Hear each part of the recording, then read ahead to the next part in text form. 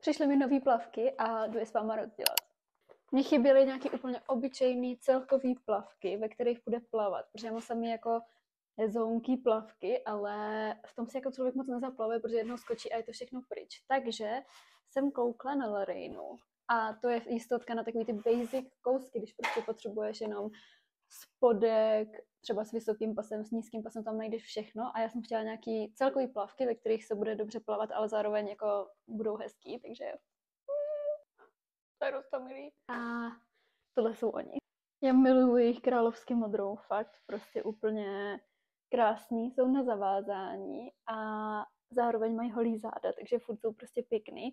Takhle vypadají hrozně zmuchleně, ale vezmu se je na sebe a mám z nich radost.